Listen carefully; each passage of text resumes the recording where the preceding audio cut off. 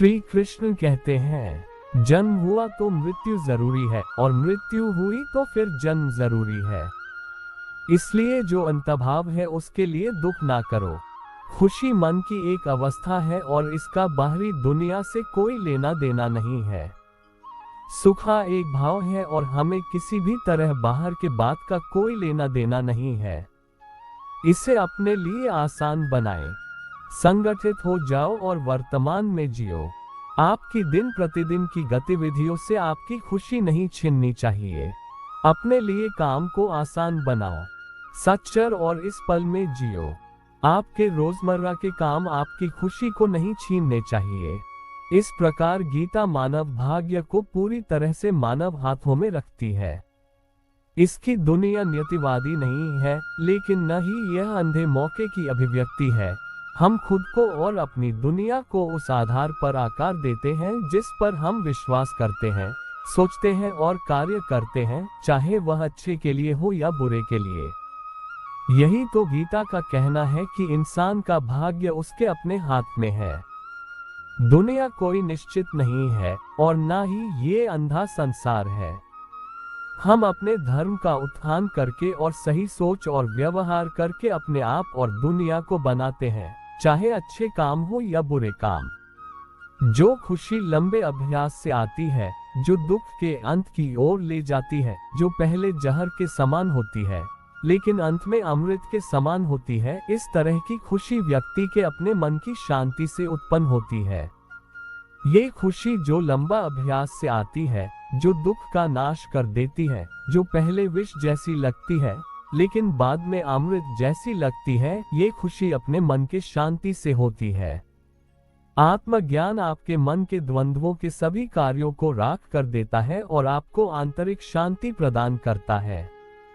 आत्मज्ञान अपने मन में द्वंद्ववास के सभी कर्मों को भस्म कर देता है और आपको आंतरिक शांति देता है। खुशी की कुंजी इच्छाओं में कमी है। सुख की चाबी इच्छाओं के काम करने में है। एक व्यक्ति अपने मन के प्रयासों से ऊपर उठ सकता है या स्वयं को उसी प्रकार नीचे खींच लेता है, क्योंकि प्रत्येक व्यक्ति अपना मित्र या शत्रु स्वयं है। इंसान अपने आदमी की मेहनत से उधर जा सकता है या नीचे खींच सकता है, एक ही तरह से, क्योंकि हर एक इंसान अपने खुद का दोस्त या दुश्मन है। मनुष्य अपने विश्वासों से बनता है। जैसा वह विश्वास करता है वैसा ही वह है। इंसान अपने विश्वास से बनता है। जैसा वो विश्वास करता है वैसा ही वो होता है। भौतिक जगत में सभी सुखों की शुरुआत और अंत है, लेकिन कृष्ण में सुख असीमित है और इसका कोई अंत नहीं है। सारे भोग जो दृश्य जगत में मिलते हैं, उनके और तो शुरुआत और अंत होता है, लेकिन कृष्ण में जो भोग मिलता है वह अनंत है और उसका कोई अंत नहीं है। कई जन्मों तक निरंतर प्रयास के माध्यम से एक व्यक्ति सभी स्वार्थी इच्छाओं से शुद्ध हो जाता है और जीवन के सर्वोच्च लक्ष्य को प्राप्त करता है। ध्रुवता प्रार्थना से और बहुत सारे जन्म के बाद कोई व्यक्ति अपनी सभी स्वस्थ इच्छाओं से शुद्ध हो जाता है और जीवन का परम उपदेश प्राप्त करता है। तू उन लोगों के लिए शोक करता है जिनके लिए शोक नहीं करना चाहिए, फिर भी तू बुद्धिमान बातें बोलता है। बुद्धिमान न तो मृतकों और न ही जीवित लोगों के लिए शोक मनाते हैं। तुम उन लोगों के लिए दुखी हो जिनके लिए दुख नहीं होना चाहिए, लेकिन तुम सही बात भी बोल रहे हो। बुद्धिमान लोग ना तो मरने वालों के लिए और ना ही जीने वालों के लिए दुखी होते हैं। इस क्षणभंगुर संसार का सामना न तो किसी पकड़ और न ही भय के साथ करें। जीवन के प्रकट होने पर भरोसा रखें और आप सच्ची शांति प्राप्त करेंगे। इस दुनिया को किसी तरह की छपाई या भय के बिना मिलो। जीवन के विकास में भरोसा रखो और तुम सच्ची शांति को प्राप्त करोगे। ईश्वर की योजना हमारी योजना से हमेशा बेहतर ही होती है। लाइफ में कभी कभी ऐसा होता है कि हमें जो चाहिए, जिसका हम बहुत समय से इंतजार कर रहे होते हैं, वो हमें मिल तो जाता है, लेकिन कुछ ही पल में हमसे वो वापस भी चला जाता है। ऐसी स्थिति में हम ईश्वर को कोसने लगते हैं। हम ईश्वर से कहने लगते हैं कि आपने मेरे साथ ऐसा क्यों किया। कुछ समय के लिए हमारा भरोसा ईश्वर पर से उठ जाता है, किंतु कुछ समय के बाद हमें ये एहसास हो जाता है कि जो हुआ वो हमारे लिए अच्छा ही था। ईश्वर की योजना हमसे अच्छी होती है। हमें ये बात समझनी चाहिए कि जो हमारे हाथ से चला गया वो हमारे लिए अच्छा ही नहीं था। ईश्वर ने जो कुछ भी किया वो सोच समझकर ही किया होगा। एक छोटा सा 2 साल का बच्चा खेल रहा था। खेलते खेलते उसके हाथ में चूहे मारने की दवाई आ जाती है। बच्चा नादान था, वो नहीं जानता था कि ये चूहे मारने की दवाई है। वो तो इस दवाई को चॉकलेट समझकर खुश हो रहा था। वो इसे खाने ही वाला था कि उसकी माँ का ध्यान उस पे गया। माँ ने तुरंत बच्चे के हाथ में से वो चूहे मारने की दवाई छीन ली। बच्चा जोर जोर से रोने लगा। बच्चे के रोने के बावजूद भी माँ ने उसकी एक नहीं सुनी और वो दवाई उसने कहीं पे छिपा दी, क्योंकि बच्चा नहीं जानता था कि ये चॉकलेट नहीं चूहे मारने की दवाई है। पर माँ तो जानती थी कि ये चूहे मारने की दवाई है और ये मेरे बेटे के लिए सही नहीं है। बच्चे को कुछ पल खुशी देने के लिए माँ उससे वो दवाई नहीं दे सकती थी, क्योंकि वो उसके लिए हानिकारक थी। वैसे ही जब हमारी जिंदगी में हमें कुछ ऐसा मिले जो हमें कुछ पल की खुशी दे और फिर वो वापस चला जाए, तो हमें निराश नहीं होना चाहिए। तभी हमें यही सोचना चाहिए कि हमें जो मिला था वो हमारे लिए अच्छा नहीं था, इस चूहे मारने की दवाई जैसा ही था। जैसा माँ ने बच्चे के हाथ में से इस चूहे मारने की दवाई को ले लिया, वैसे ही ईश्वर ने हमारे हाथ में से वो ले लिया, क्योंकि वो हमारे लिए अच्छा नहीं था। कभी कभी हमें सही और गलत का फर्क इस नादान बच्चे की तरह पता नहीं चलता है, पर जैसे माँ को तो पता था वैसे ईश्वर को सब पता होता है। इसलिए हमें ईश्वर की योजना पर भरोसा रख के हमारे साथ जो हुआ वही हमारे लिए बेहतर था, ऐसा सोचना चाहिए। कल करे सो आज, आज करे सो अब। ये मुहावरा तो आप सभी ने सुना ही होगा, किंतु जब बात आती है वास्तव में किसी काम को पूरा करने की, तो हम में से कई सारे लोग काम को कल के लिए छोड़ देते हैं। बाद में उसका क्या परिणाम आता है, ये कहानी में उसी की बात की गई है।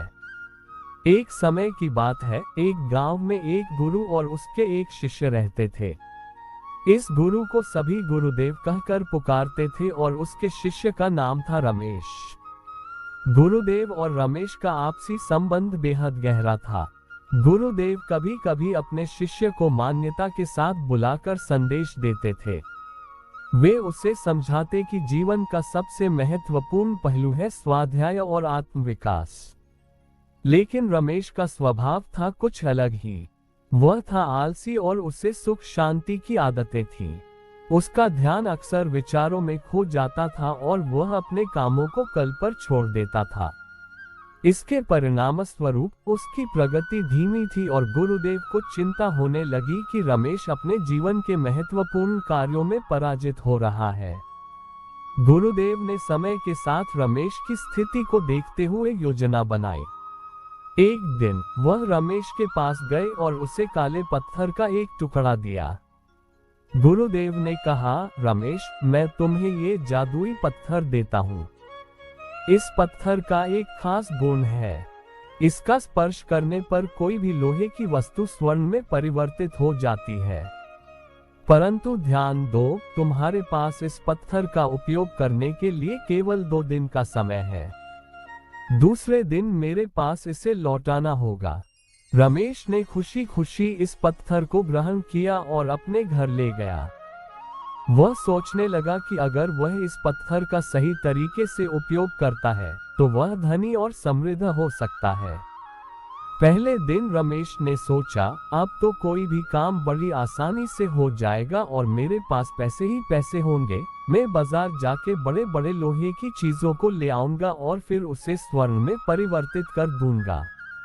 लेकिन फिर उसने सोचा कि वह इस काम को कल के लिए छोड़ देगा।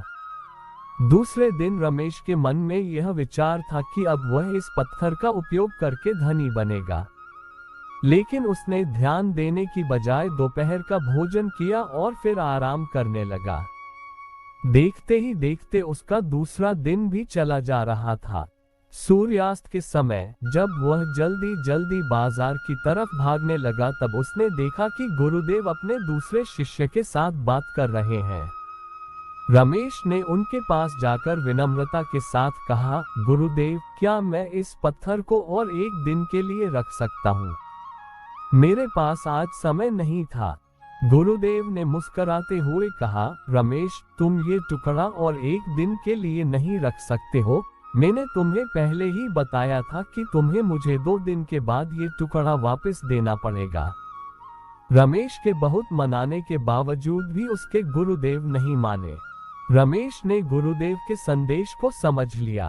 उसे यह सीख मिली कि सफलता के लिए समय पर काम करना और आलस्य को दूर करना जरूरी होता है। उसने निश्चय किया कि वह आलस्य को त्याग कर अपने लक्ष्यों की प्राप्ति के लिए प्रतिबद्ध रहेगा। इस कहानी से हमें ये सीखने को मिलता है कि सफलता के लिए समय पर काम करना और आलस्य को त्यागना जरूरी होता है। हमें अपने लक्ष्यों की प्राप्ति के लिए सतत प्रयास करना चाहिए और समय का महत्व समझना चाहिए। आलस्य से बचकर हम अपने जीवन में सफलता प्राप्त कर सकते हैं। अगर आपको हमारी वीडियो अच्छी लगी हो तो अपने दोस्तों के साथ भी शेयर कीजिए और कमेंट में जरूर बताइए कि कैसी लगी हमारी वीडियो।